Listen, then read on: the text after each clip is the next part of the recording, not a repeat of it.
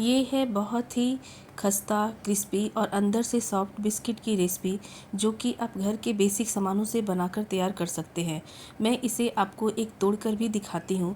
ये देखिए, बाहर से बहुत ही क्रिस्पी, खस्ता और ये अंदर से एकदम सॉफ्ट ये बिस्किट बनकर तैयार हो जाती है। आप घर पे इस तरह की बिस्किट अपने बच्चों को बना के दें, जो कि मार्केट से बहुत ही ज़्यादा हेल्दी और अच्छी बनकर तैयार होती है।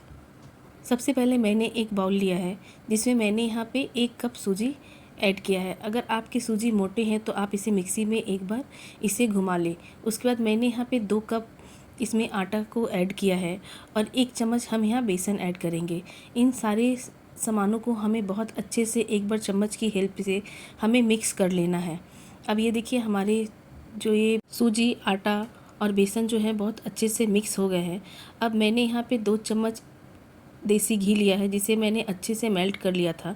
अब इसे डाल के एक बार हमें हाथों से बहुत अच्छे से इसे मसल के मिक्स करना है, ताकि सूजी, आटा और बेसन हमारे जो ये घी के साथ बहुत अच्छे से मिक्स हो जाए। जितने अच्छे से हम घी के साथ आटा को मिक्स करेंगे, हमारे बिस्किट्स जो हैं उतने ही क्रिस्पी और खस्ता बनकर तैयार होंगे।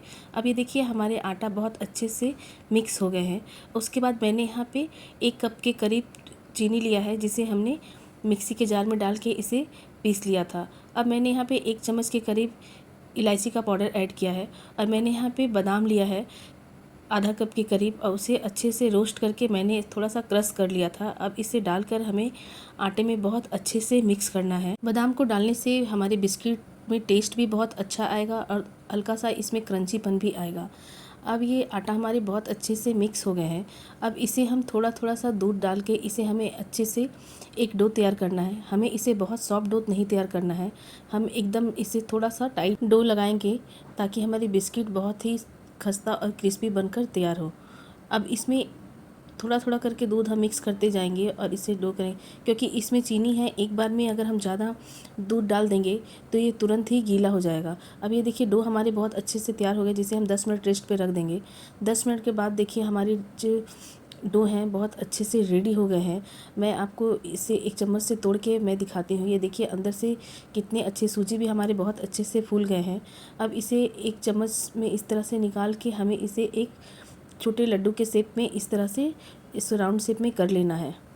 इसे अब एक प्लेट में रख देंगे। इस तरह से हम सारे चम्मच से इस तरह से डो को निकाल के और इसे राउंड शेप में इस तरह से लड्डू का शेप देते हुए एक प्लेट में रखते जाएंगे। जब एक चम्मच से आप निकालेंगे तो आपके जो लड्डू की साइज़ जो आप ले रहे हैं वो इक्वल साइज़ में ये बनकर तैयार होते हैं।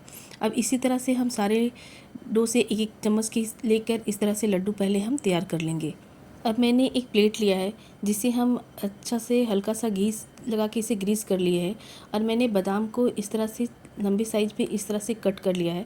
अब इसे बीच में एक हम थोड़े से बादाम को रखेंगे और जो हमने लड्डू जो शेप बना के रखा था इसके ऊपर, इस बादाम के ऊपर रखेंगे और इसके ऊपर भी थोड़ा सा बादाम लगा के इससे छोटी प्लेट से हम इस तरह से दबाएंगे तो ये जो हमारे बिस्किट है बहुत आसानी से बनकर तैयार हो जाएंगे और इसे बनाना भी बहुत ईजी हो जाता है। तो आप हमेशा प्लेट पे रख के इस तरह से बनाएंगे तो ये एकदम इक्वल साइज़ में आपके बनकर तैयार होगी। इसी तरह से मैं आपको एक और बनाकर दिखाती हूँ। बीच में मैंने यहाँ पे बादाम जो कटिंग करके रखा था वो डाल लेंगे। इसके ऊपर एक डो हम रखेंगे और इस तरह से ऊपर में थोड़े से और बादाम इसे लगा के एक प्लेट की मदद से इसे हल्का सा हम प्रेस करेंगे। जब इसे हल्का सा हम प्रेस करेंगे तो ये बहुत ही अच्छे से बिस्किट का रूप ले लेता है। और ये देखिए, हमारे कितने अच्छे से एकदम इक्वल साइज़ के बिस्किट हमारे बनकर तैयार हुए हैं। अब इसी तरह हम सारे बिस्किट बनाकर तैयार कर लेते हैं। प्लेट की हेल्प से हमारे बिस्किट फटाफट से सारे बनकर तैयार हो जाते हैं।